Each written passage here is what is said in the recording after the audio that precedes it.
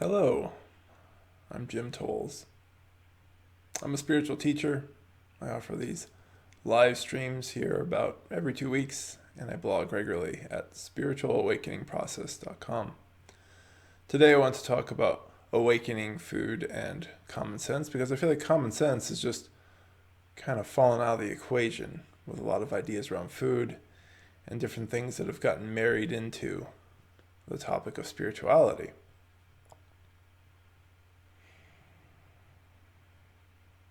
First and foremost, food is meant to nourish us, and that's pretty much it. That's it. It's just meant to support us so that we can thrive and live and be healthy. And truly, that's it. That's the common sense part of this, that we eat to survive, and we need certain nutrients and certain quantities to stay alive. Awakening really is something that drives us towards these types of very simple realities. It's not actually adding on new beliefs. If we're adding on new beliefs, we're doing something else. And a lot of spiritual paths and religions are more focused on beliefs and ways to create social order through common beliefs rather than freedom. And freedom is a stripping away of beliefs to see what's actually here. When I talk about awakening, I typically talk about it in terms of an energy that moves us, and it moves us forward intuitively, naturally, intelligently. And don't hold on to the forward idea too much, but just this sense that it knows what is real, and it starts to peel away all the stuff inside of us that isn't real. And it does this 24/7. Most of what people are calling awakening is different than what I just defined, and that's much more of a choice.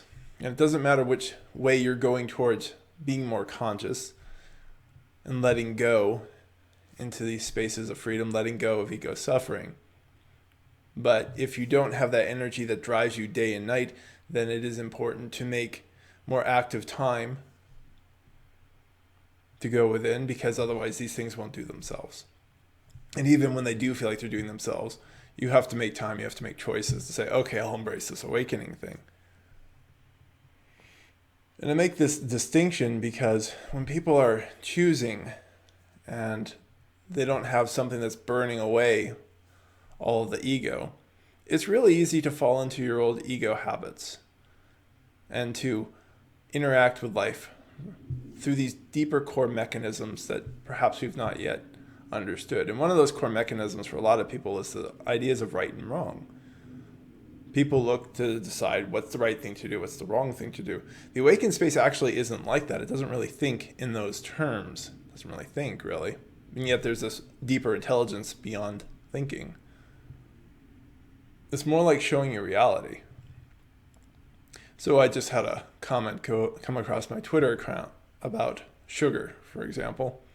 And as somebody goes through, whether it's, the path of becoming more conscious and like stripping things away and getting to choose when and how you work on yourself, or the path where you're being burned alive by awakened energy, if you're really moving into greater clarity, what you find as you approach things maybe like sugar is maybe your body is not so happy about that, about how much you're eating, about how it makes you feel.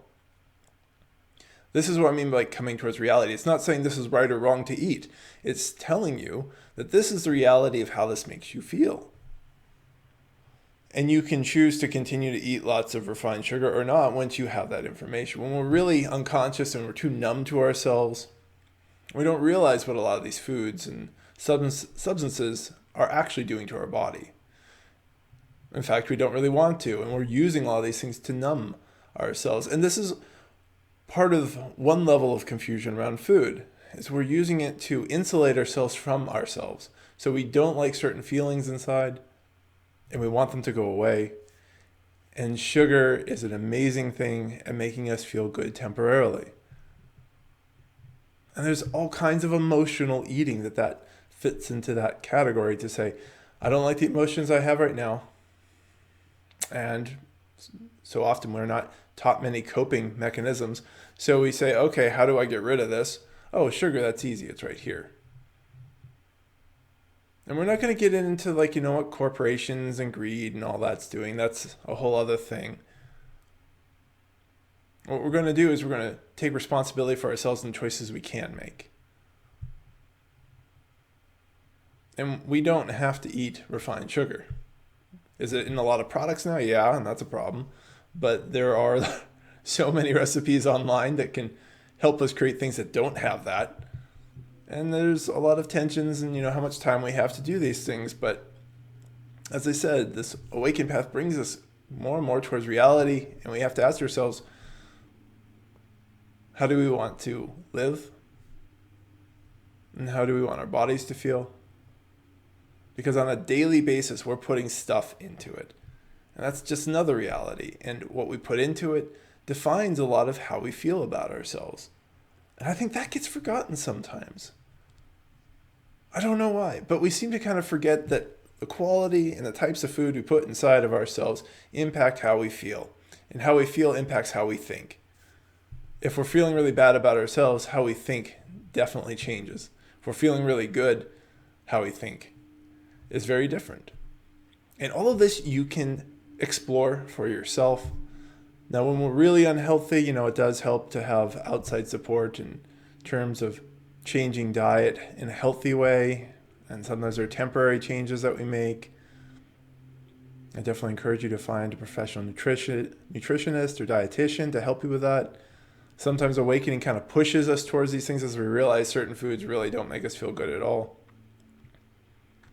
So get the support you need when you need it. And so we're still really thinking very simply about this. Is like, what do we need to be healthy? Not to live correctly or to live spiritually. The awakened space does not engage with these things in that way. It just doesn't care. And I think we do need to step back. I assume I'm talking to a primarily Western audience who has grown up with things like grocery stores. Grocery stores are amazing. And they've become so, normalized to all of us that we don't even realize that they're so brand new. And they basically are like stepping into a world market. If you're looking at a place that has quinoa and bananas, those are probably not locally grown. Say if you're in Arkansas, probably not. Right? Most of that stuff is coming out of South America or Mexico. So this is an amazing, amazing opportunity. And the ability to choose what we eat is another huge sign of wealth. And I think that gets overlooked. Because by and large, for millennia, human beings were locavores, meaning whatever was local is what we ate. Had nothing to do with anything else about a right or wrong. It was about survival. And around a lot of the world, it's still about survival. So if you have the opportunity to choose what types of food you eat, you are a very wealthy and fortunate person. And I would be remiss to say that we're doing perfectly in the West. I think the child poverty rate and the hunger rates that we have in the United States are appallingly high. It's a whole other issue, though.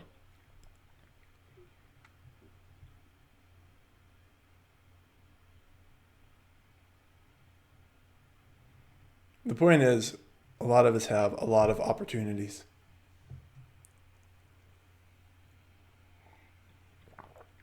Welcome to Silver Stacking Guru.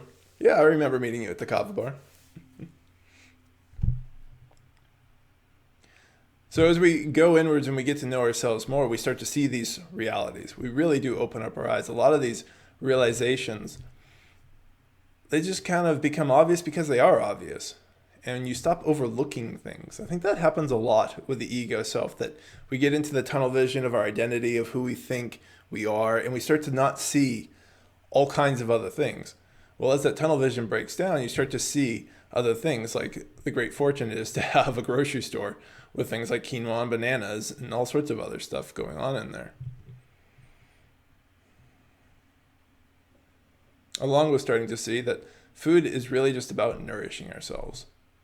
It's not about supporting an ideology. It's not about emotional eating. But that's where I think people have gotten really confused, that things have gotten into that venue of trying to support ideologies. It is totally okay if it works for your body to eat a vegan diet or vegetarian diet. That's not right or wrong. It's a choice. And I know that's a big box of stuff in there for a lot of people. That all sorts of ideas have been poured into that. Ideas around, what does it mean to kill something? How does it mean to raise something? Ideas around what does it mean to feed a planet that may be at about 10 billion people at 2050? Right? So there's a lot of different pieces that need to be pulled out. And if it feels true to you, and it works for your body, as I said, because this eating is about what works for our body, then those diets are fine. It's really, where do we come to with that place? Are we coming from a space where we're trying to do something that's right? If we're doing something that's trying to right or wrong, there's usually other issues and other insecurities and fears hiding behind those beliefs. And that's skewing how we see things. And in more extreme cases, it can make us completely lacking compassion towards other places, other peoples that have to eat in certain ways, because once again, it comes back to what do they have locally? I was listening to a BBC Earth documentary, and they talked about issues with the highland baboons during some times of war over in Africa. And the soldiers were eating them because that was what was local and they didn't have anything else. There wasn't a 7-Eleven they could go to. They couldn't go to a grocery store to get their bananas and quinoa. It was just not available. So this is what they did. And obviously conservationists weren't happy about that, but these are sort of the practical realities that I think Westerners forget. And I think some of these spiritual ideologies around food have sprung up through this sort of ignorance of forgetting that food is supposed to nourish us and we eat whatever is available. And the fact that we can make so much of available is an extraordinary, extraordinary thing. So, all of you who are listening today, if you regularly go to grocery stores, you're extremely lucky. We all live in an amazing time. And that's what makes it kind of also strange that we are doing so poorly in nourishing ourselves. Sometimes as people go through awakening and there's different shifts and stuff going on inside, our diets kind of have to change temporarily. Like I do notice a lot of us tend to kind of end up on the vegetarian side. I don't know why, it just seems to kind of work that way, just eating lighter. Sometimes I think it has to do with triggering, and when you're being scared a lot, it kind of screws up your digestion and it has trouble handling heavier things. At least that's my experience. But over time, as you kind of settle in and you're more relaxed and at peace with things and can witness more easily rather than getting caught up in the triggers and the fears that come up, then you can kind of eat whatever you want again. But once again, it goes back to what I said earlier, that you are very conscious of like how this is making you feel and how it's supporting you or how it's not supporting you.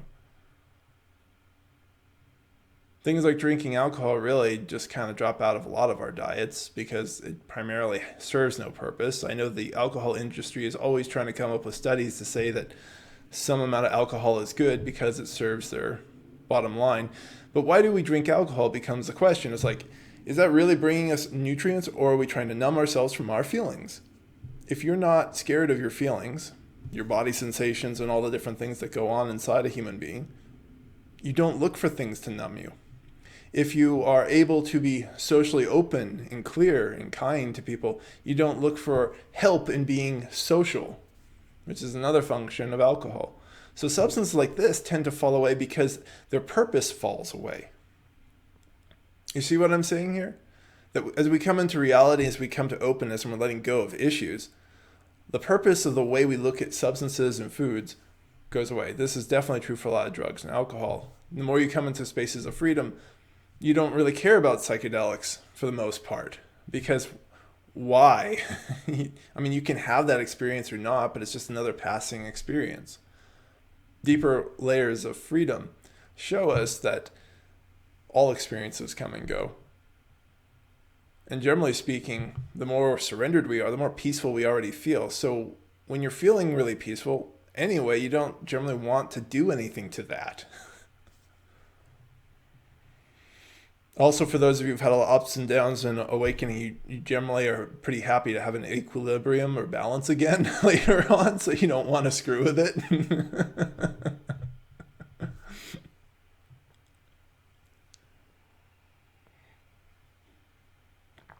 health and well-being. That's the common sense side of the whole food thing. That's it, health and well-being. And maybe it's too mundane for some of you. You're like, wow, there's got to be more than that going on here with food. And it's like, there are many issues going on culturally with food, absolutely. And I think we do absolutely have to get back to reality to be able to handle them, because we're also creating a lot of problems with our food sources that have never existed. I mean, there's all sorts of contamination in different types of fish, and there's issues with, trying to support lots of people eating meat because of how much calories it takes to feed a cow versus how much calories you get out of raising a field of wheat, to create bread. Right. There's all sorts of things that we're going to have to think about as a growing population that's increasingly global. What's the difference? Does it matter with genetic modification or gene editing, which apparently are two different things? That's just a fun fact that I've learned recently. Lots of different things, pesticides, herbicides on food, all this sort of stuff needs us to be clear about the reality of what food is and what it should do. Because it's really easy to get caught up in a whole lot of anger and frustration in those arguments and all the different tensions that are going on. And we're going to have to engage with it because it's part of life. And as a consumer of food, whenever we go into a grocery store, we are sending messages. When we buy certain things that have been genetically modified, then we're saying we agree with that, essentially. That's the reality. If we buy something that's organic, we're saying we agree with that. I'm not going to say what's right or wrong. That's not the purpose of this video. The purpose is to help you think in more common sense terms about what you're doing with your food and the choices you make.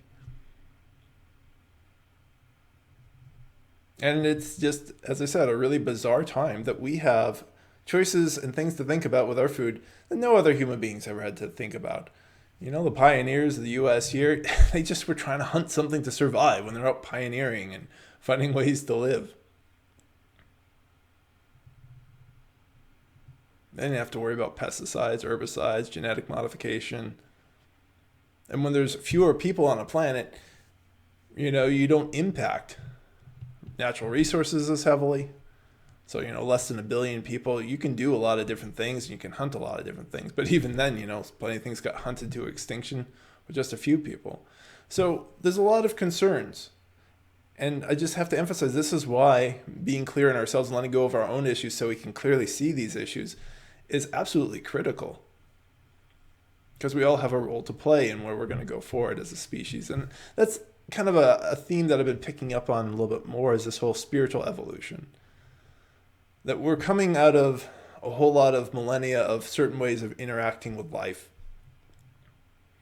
And a lot of those ways tend to make us very selfish. And it's not going to really work in a larger communal planet. So breaking down the ego is breaking down the selfishness.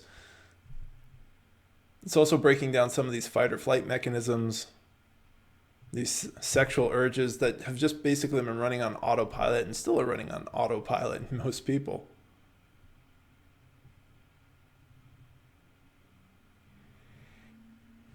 And I'll tell you, when you're eating well and you feel good, at least on that level, it helps out a ton to deal with some of these other intense emotions. If your body is, nutritionally imbalanced, then when you're intentionally imbalancing parts of these other issues that are holding on inside of you as you're working through different fears, that's more intensity that you have to be able to witness and to process.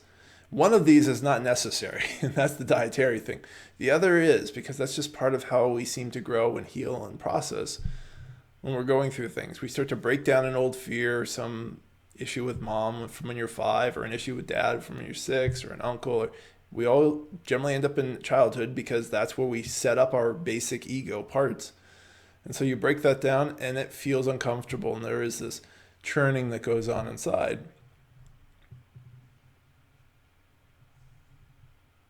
Generally speaking, we can only handle so much at a time.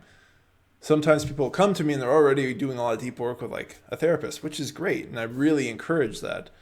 I think we need to have a better, more holistic view of mental health as being one really important piece in a lot of transformation and healing, and it being a very natural thing to do to help us to understand our ego selves at the mind level as we work down deeper. But when you're already churning up on one level, sometimes we're like, yeah, maybe not work with me right now. Like, you're already working through one thing. Give yourself the ability to get through that, to understand how to transform through that.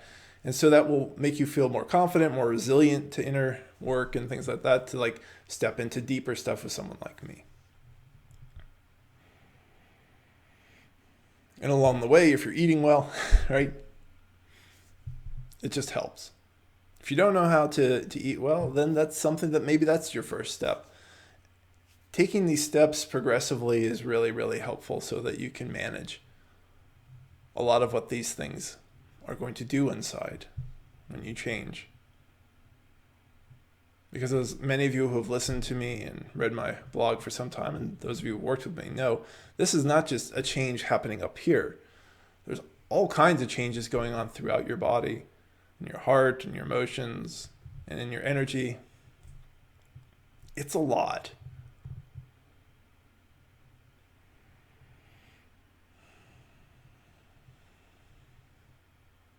Another aspect of food that's just kind of interesting is that your body is always changing. So the things that it needs and wants may change.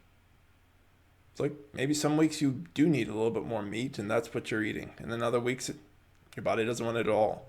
Or maybe it's cheese or kale or something. Your body's really smart. And as you pay attention, as you let go of your presumptions about how you should eat and what you should eat, you'll start to notice that your body is really good at telling you, and you just keep trusting it. It gets really, really simple. Right? There's no plan that you have to really set up around that. You just start to pay attention, and some foods are always in style. Like for me, it seems like oats and rice are always in style. My body's happy to receive those. And other things come and go a little bit more. It's like sometimes sweet potatoes, for whatever reason, I really like, and other times my body's kind of like, eh.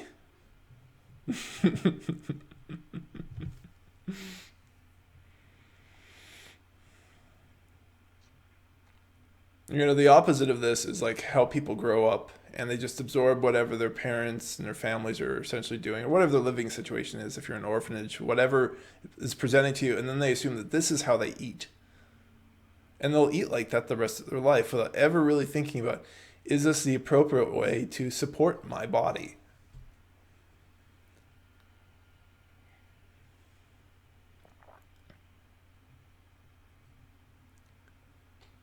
I can't emphasize enough, food is the basis for living and living healthy. If we do not eat well, we will not feel well. Things will break down. Another mechanism that we're doing right now is we're using food as a means of doing more things. This is very much a Western issue. We presume that by doing more, we'll somehow be better. But that's not the case. And there's a lot of different situations. Some people, because of social economic imbalances that we have, end up having to work like 2 or 3 jobs just to make ends meet and to support their families. And I'm compassionate towards that. I understand. And that's how some people can get caught up in drinking too much caffeine, eat too much sugar, and all these other different energy drinks, all this sort of stuff that's really not natural at all. And we shouldn't have to make people work 2 or 3 jobs just to survive. But this happens. It's one of many different inequalities that become excessively clear the more you open up and you let go of any illusions about how societies work. And for some of you, that will make you more into social justice and empowered and creating conscious change on that level. Right? That's just seeing reality. I'm not talking about anything new. That's why people get excited about the whole middle class thing, because the middle class was a very new thing. I don't know my history super well, but it seems like, from what I know, that it basically grew up in like the 50s, and then everybody's always talking about, the middle class being under attack and sort of things like that. But for a lot of centuries, there was like the haves and everybody else was like the have-nots, and that was it. There was no great distribution of wealth. So there's still a lot more things that we can do on that level. And that actually absolutely impacts food in terms of what types and what quality people have access to.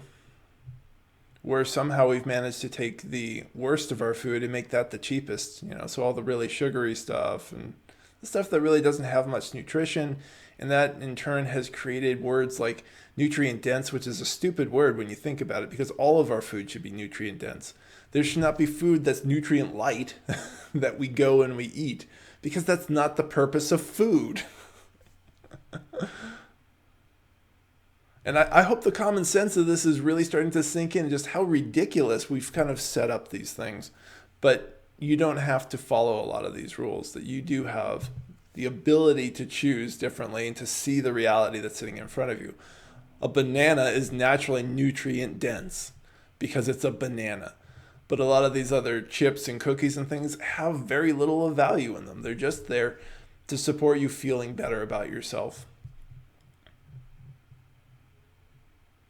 So we learn to go towards these upset feelings to resolve them, and then suddenly how we want to eat changes. My body's really easy to notice, like if it's getting imbalanced, anytime it wants sugar, it's usually because I'm getting tired, and that's about it.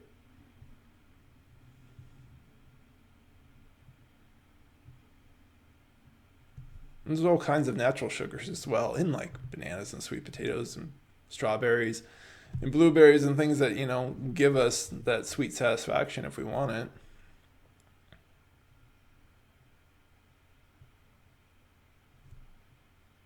But they also give us nutrients as well. So it's really, really bizarre where we are, I think, in the Western culture around food, how we look to it, what we think we want to eat, how we get stuck in these rhythms. And to be sure, there's definitely a sugar addiction for a lot of people because it is such a good feeling. It's such a great reward that people just keep looking to it. And to find out, your level of sugar addiction, just pare it back. Start to pay attention to all the different things that have sugar in them and eat less of it. And see what happens. If you start craving it, then you've got a little bit of a sugar addiction.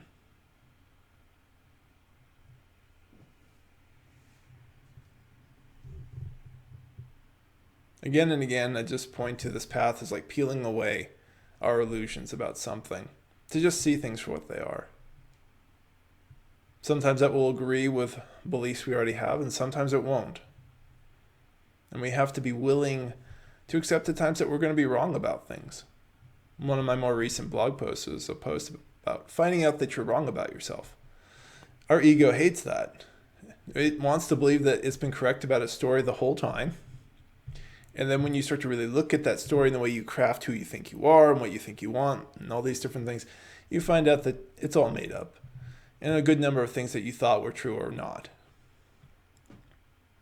And this can stop people dead in their tracks. And some people will run away from the spiritual path at that point because they don't want to have their story broken up. Every now and then I run across somebody who was vegetarian and said, it didn't work for me. And they had to give up a story they had around why they were doing it for whatever reason. And as I said earlier, I don't really have a preference. People can be vegan or vegetarian, but a lot of that has to do with like the opulence of the West where you can choose that and you're not inhibited by what's in your local environment. If you're living in a jungle area where there's tons of edible plant stuff, yeah, you can naturally be that way. But, just realistically, if the further north you live, the more you end up living on meat to some amount. And that's just been traditionally how it is. Living on caribou or fish if you're near the coast. See, this is very much common sense. That's it. It's not a hard nut to crack here. And definitely it can be kind of weird to go through changes in your diet and try different things. I know I did. But I definitely know my body's happier for it. And you'll keep learning. There's so much that we're all constantly learning. And so there's a humility on this path as we become more conscious and we start to realize how much we don't know. One of the last points I'll make before kind of opening up for questions is think of the spiritual path like opening your eyes versus when your eyes are closed. When your eyes are closed, you can't see anything. Everything's darkness, so you guess about everything. And sometimes people assume that their guesses are all correct. Well, when your eyes are open, you start to realize that you can see some things. And so these realities I'm talking about, like food is just to nourish us, that's what it's there for, become apparent. But just like our eyes, like we have blind spots, like I can't see behind my head. So there's a way that having our eyes open makes us more humble because we realize I can see some things, but I actually can't see others, right? It becomes clearer. And that's a beautiful thing, to have that humility, to keep staying open and say, oh, I can see some things now, but I also can't see others. And so I'll stay humble, I'll stay open. So on that note, if anyone has any questions, you're welcome to ask me in the chat pod here. Please keep them respectful and directed to me, because it's a small space. I want to make sure I don't miss anything. I answer intuitively, so sometimes I don't have anything to offer, and sometimes I'll have a lot to offer, and I don't define that. That's just what comes through. If you're brand new to me, my name is Jim Tolles. I'm usually blogging at spiritualawakeningprocess.com, and I do these talks every 2 weeks. If you want to support them, there's a donation link down below. And yeah, thanks for everybody coming and listening. So first comment is, and I apologize if I don't get anybody's names right, from Andrea. I feel completely amazing since I've given up meat. It feels like I'm a new person. Yeah, if that works for you, that's fantastic. The thing here that I'm pointing to is we don't apply this belief to other people. That, for other people, like as I said, an indigenous tribe living on the coast, they're living off of a lot of fish probably. And that's just what's local, because that's been the reality of human life until the recent generations that we've been living in, that whatever was there is what you ate. I live in a desert. Can you imagine what I would have to eat? I think around here we would have pine nuts. There are some things that grow here. I don't know about indigenously. Like most of the stuff that's being grown here has been brought from someplace else. I'd probably be eating jackrabbit and deer, right? And fish. That would be more along the lines of what I would be able to eat living in a desert. So the fact that I have grocery stores here is just sort of extraordinary. Thanks for the comment, Andrea. Nobody Sings Along says, how can we approach the challenge of dropping foods we are addicted to or crave that don't really make us feel good? Well, I think this kind of goes back to finding somebody who can support you as a dietitian and nutritionist, who can help you make that change appropriately. And I'm always a fan of giving yourself a reward in terms of, like, if you're getting rid of something, add something in. So figuring out, what sort of healthy things can be added in so you're not so focused on what you've taken out. And I think, that can be a problem with a lot of dieting things that people get into, which is another thing I haven't touched on, right? That along with emotional eating, supporting our ideologies and things like this, we also use food to try and make us look a certain way, which is completely unnatural. So understanding that food is just to nourish us is important. It's not about looking a certain way.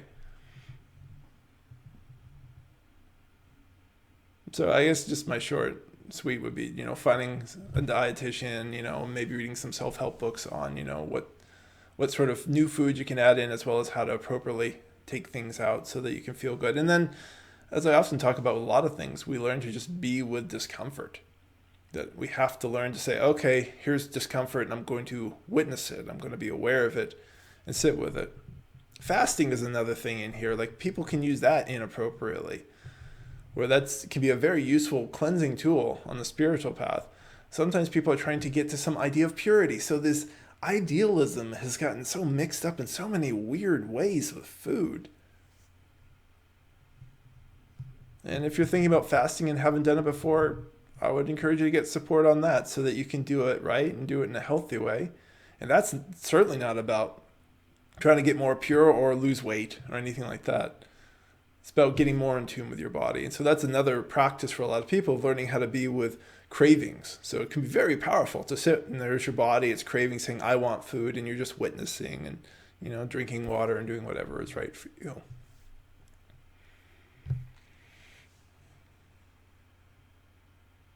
So that's another way where, like, spirituality and food can get really enmeshed in some bizarre ways that can be used in an unhealthy way to get somewhere.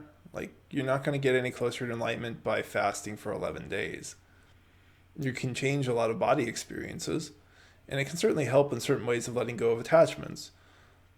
So in that way, it becomes useful to move towards spiritual freedom, but that enlightened, awakened space is always within. And so we don't want to create like a new sort of ideology that, oh, this is the experience that gets me somewhere. So much of this path is a getting rid of, not an adding in. Like if you want to find space in a house, you move more furniture out of it, and the space was already there. And that's kind of the way the enlightened, the awakened space, whatever we want to call it, how that is. Hello, Bunny. There's a little hi from somebody. Let me know if that helps. Nobody sings along. What other questions do people have?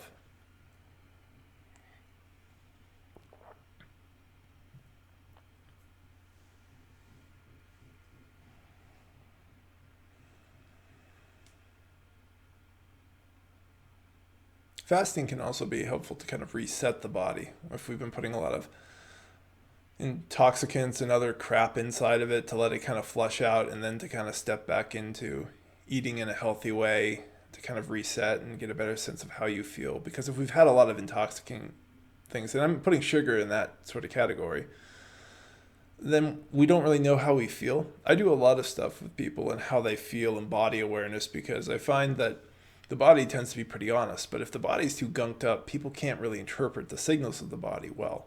So fasting can be a nice preparatory thing for working with someone like me or going deeper in your own practice. Nobody sings along, says it helps. Great. You're welcome.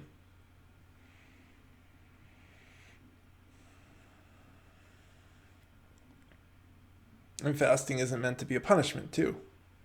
Like I think some people do that as well, where they're doing different sort of things with food to punish themselves. And so self-worth issues get intermixed. So the more obvious example is around like, if you're unhappy with your body shape, so that's a self-worth issue, saying you're not good as you are, and then doing some extreme diet, doing some crazy fasting, right? In some regards, kind of becoming anorexic. If you're fasting for that reason. I don't know what the specific mental health definition of anorexia is, but if you're just fasting for the sake of losing weight, you're not really fasting. What you're doing is you're starving.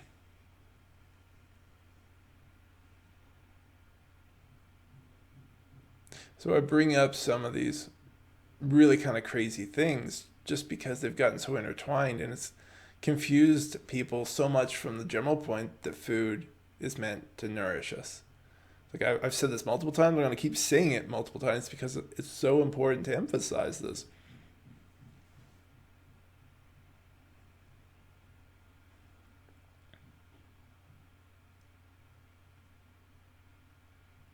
In some regards, food is also entertainment, right? When people get bored, they'll go towards food. They'll go towards things like sugar.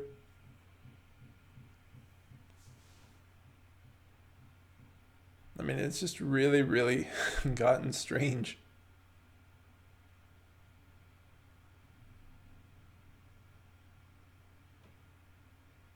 So we learn to step back. We learn to simplify a lot of these different things. Our understandings of food is just one of many different things that gets simplified. And simplifying things tend to get easier. Making decisions gets easier because we're no longer creating additional ideas to confuse the situations, to confuse ourselves.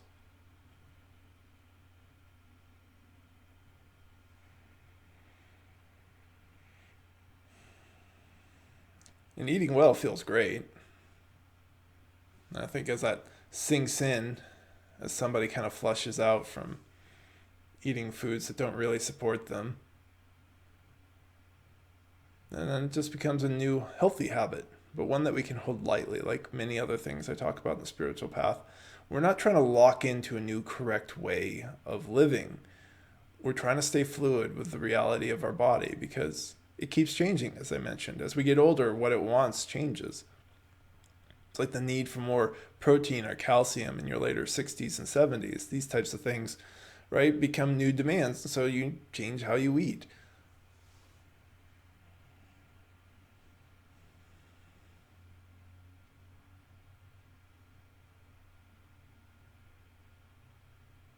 What other questions do people have today?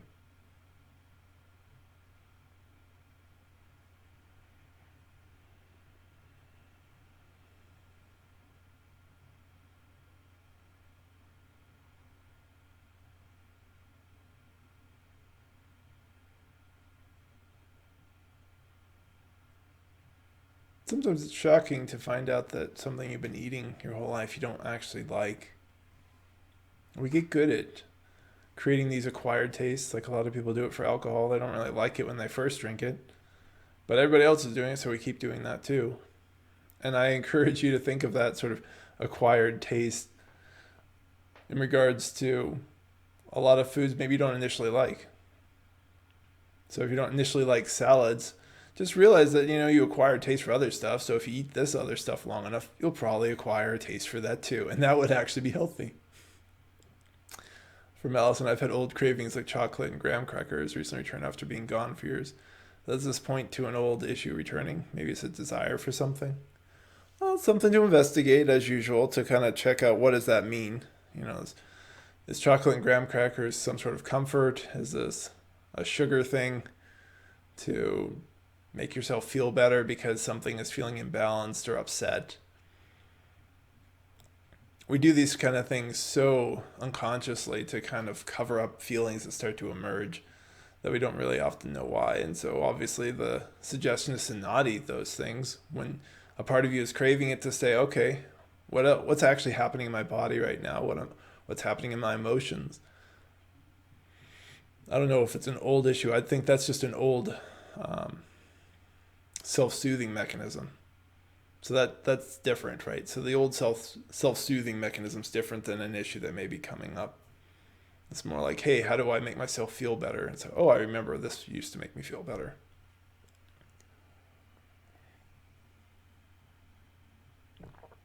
Let me know if that helps.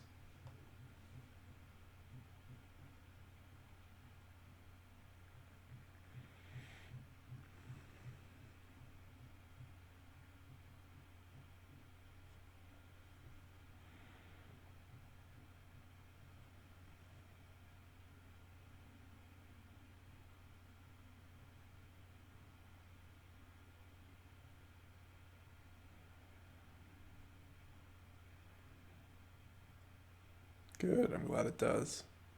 There's no spiritual diet. I'm sure that's probably like a blog post out there for a lot of people. And there isn't. There's eating to nourish yourself.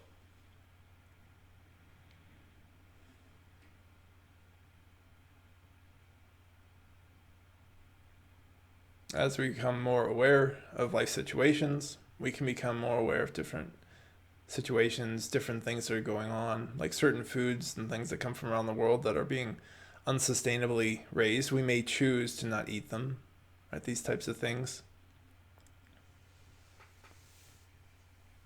I'm being asked what my favorite fruit is. I'm not sure what the relevance is. If there's some way that this reflects back and helps you on your spiritual path, I'm happy to answer that question. Allison says, can you talk about eating right for yourself in social situations? Well, now what you're talking about, it sounds like a social approval. You can let me know if that's correct. But if you're concerned about how other people view what you eat, right, that's your own validation issue, that a part of you wants to be approved of or feel like it fits in, which means a part of you doesn't feel like it fits in, it doesn't feel approved of. So that's the issue. You shouldn't have to eat what people make just to make them feel happy. If you get caught up in that, right, that's just an endless game. And people are always going to be unhappy if you didn't like their cake or you didn't eat it, because then they're trying to get their approval from you, right? So this is the big approval game that people are playing. Or if you're out drinking and everybody's like, why aren't you drinking? It's like, it is not their choice what you put in your body. I can't emphasize that. It is not anybody else's choice what you put in your body as an adult. When we're children, that's one thing, right? Because we're learning about all this stuff. And it's like, this is what mom and dad have. And also, what I'm saying right now is kind of another reminder that we're in the Western culture where we have so much opportunity. This isn't like, they killed the jackalope, as if that thing exists. And this is what you got to eat tonight, and so you eat it because that's what's there. And I think that kind of old mentality was in past generations, like you eat what's on your plate sort of thing, coming out of that sense that they didn't have choices. It was eat your cabbage and potatoes or that was it. And it's easy for us when we haven't grown up in those situations to forget that that's where some of that mentality comes from. So as far as like that sort of, eat what everybody else is eating thing kind of maybe an echo out of the past when like that's what you had to do to survive and that was what was there. So get over your complaints that you're sick of cabbage and potatoes and eat it. Well, that doesn't apply when we're talking about somebody's tiramisu and somebody's homemade beer. But you don't need to eat those things. Those things don't actually really nourish you. They're kind of an entertainment or a social lubricant or right these other functions I've been talking about that have become part of the culture of, and we're just so used to them we don't realize that they're there.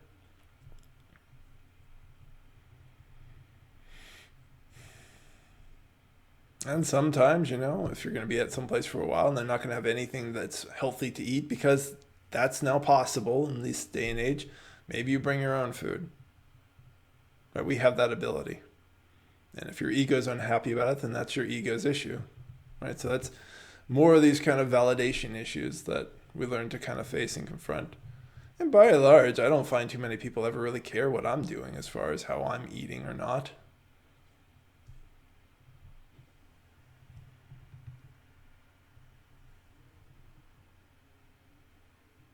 Does that answer the question, Allison?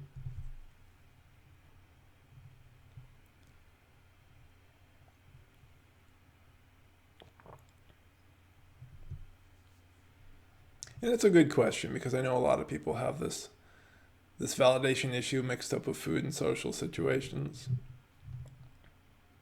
I just can't emphasize how strange that is in so many different ways that we should need to get approval from others about what we eat. Good. You're welcome.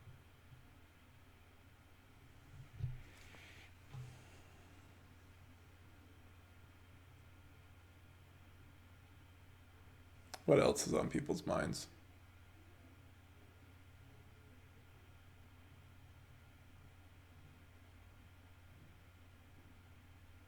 And if anyone's just joining me, I'm Jim Tolles. I blog regularly at spiritualawakeningprocess.com.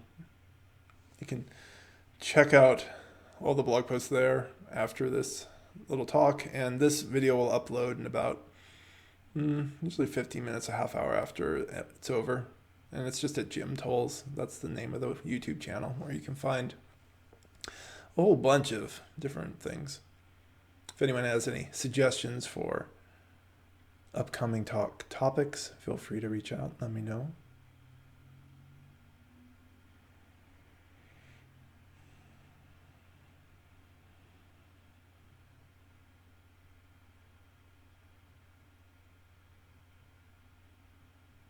Honestly, the food thing, you kind of don't even really think about it after a while. So it tends to be kind of an earlier issue. Some people, they've figured out how to do a lot of the correct eating and listening to their bodies earlier on, and so then they don't have to deal with this type of thing. But any place where the ego is involved in creating this sort of confusion around how to take care of your body, then that's going to be an issue that will have to be confronted. And it's kind of making space. It's kind of preparatory, in my opinion. Because as I said earlier, the more settled we are in ourselves on the physiological side, the more we can handle the physiological upsets of issues and emotions as they arise. The deeper that somebody goes in transformation, the energy and the things that go on there can be profoundly uncomfortable. And if you can't handle the discomfort of like making some food changes, you are not going to be ready for the discomfort of having something feel like it's being ripped out of your nervous system. Like energetically, it can feel like that. These deep things around terror or rage or stuff like that that's coming out of us. The deeper restructuring, these fight or flight mechanisms, or the sense of that sex drive and mating, like how that starts to change energetically can be surprising. It sends a lot of people running for the hills once they run into that.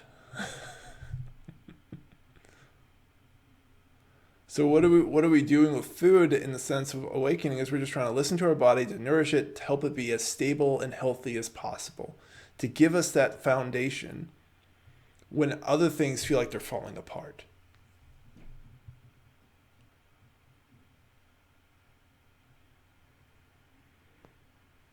Because so much of this awakening process is a falling apart. I tell my students so often, this is a deconstruction. I'm teaching you how to fall down. Most people have no idea how to break down. And this is a key difference in terms of like somebody who's guiding people towards spiritual freedom and other spiritual teachers who are trying to maintain social order or maintain their belief system through others or things like that.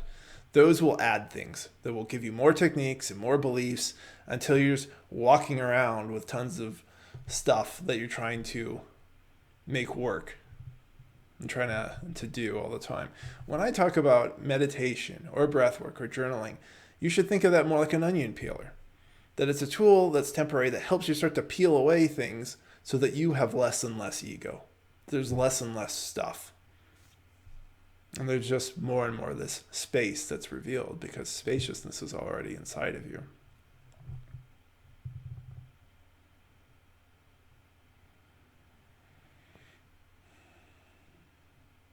If you're not eating well, if you're not taking care of your body well in general, it just gets so much harder. And people get legitimate health issues from not eating well. We all know this. This is not news. There's all sorts of health epidemics that are completely created. We don't have to go eat bad food that doesn't really give us the right sort of nutrition or balance. We have a lot of choice. And as I mentioned earlier, yeah, there are absolutely socioeconomic problems. And that, is going to be problematic for a lot of those people who are poorer and have less income that they can use. These are things that we need to address in our society. But even then, we still have a lot of power in our choices, and I encourage you to take that power. Once again, I apologize if I get anybody's names wrong. So it's Tanya, I'm sorry.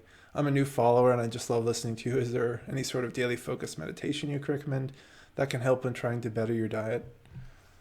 I think I would just kind of point you back to what I said earlier on, reading nutritional books and stuff like that, because the spiritual path embraces all this information.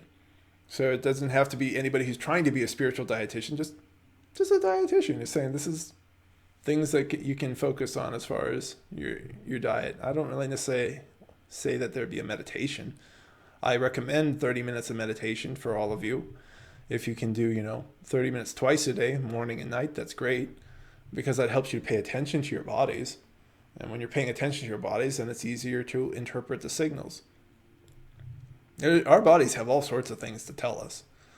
And if we get, clear enough in our body and our body is healthy enough, that also makes it easier to interpret not just hunger signals, but all the different signals, the different emotional, energetic stuff that's stuck inside of us.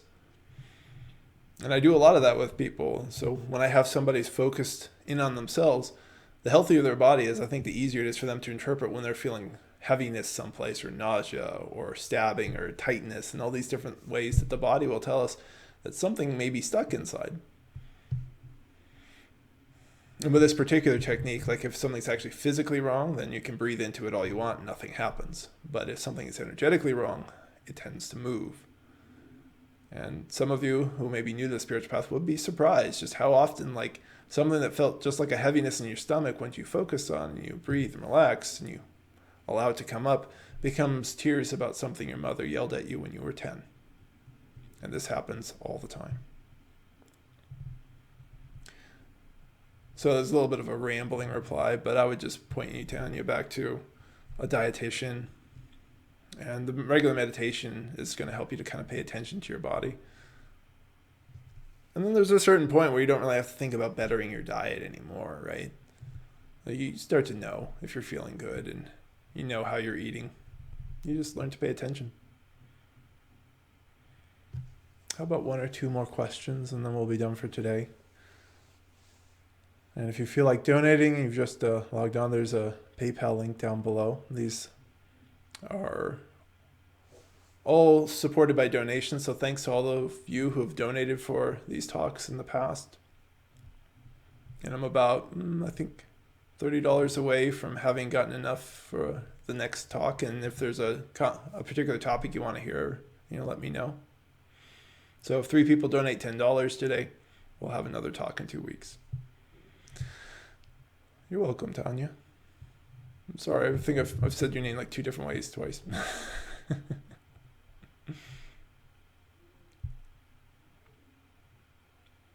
And if you're new to me, I also have a book. It's called Everyday Spirituality, Cultivating an Awakening. And you can find that on Amazon. It's also up on my blog, of course. And in that book, I talk about appreciating the mind, heart, body, and energy. And today has been a body day. We've just been appreciating that this body is our vehicle.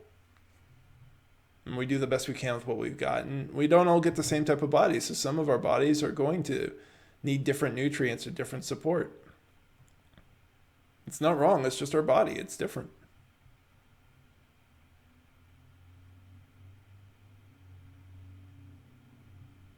Thanks, Tanya.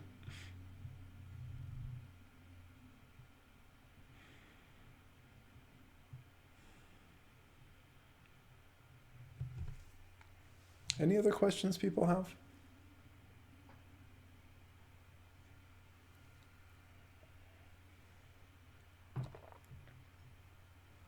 It just gets simpler. If things are getting more complicated, you kind of want to wonder if the ego's gotten involved somewhere.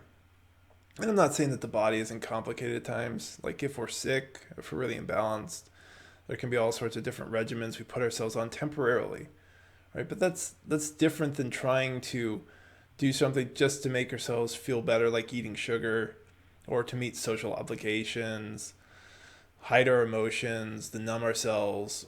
All these different ways that food has just been kind of manipulated. And in many respects, we're eating wastefully, right? Because food is not supporting us appropriately, and that's a waste of resources to create the thing we're consuming and all that sort of stuff. And a waste of our own energy in digesting and processing it. So there's kind of an efficiency thing that happens as you drop into the simplicity of things like eating food to nourish yourself and trusting your body and what your body tells you. And I think there's a blog post that you may want to look up after this talk. It's something along the lines of simplicity, spiritual simplicity, and ego complication. So that's over on spiritualawakeningprocess.com. Once again, I'm Jim Tolles. Thanks everybody for joining me, and have a beautiful rest of your day or your morning or your afternoon, wherever you may be. And I look forward to having you here for the next talk soon. Bye, everybody.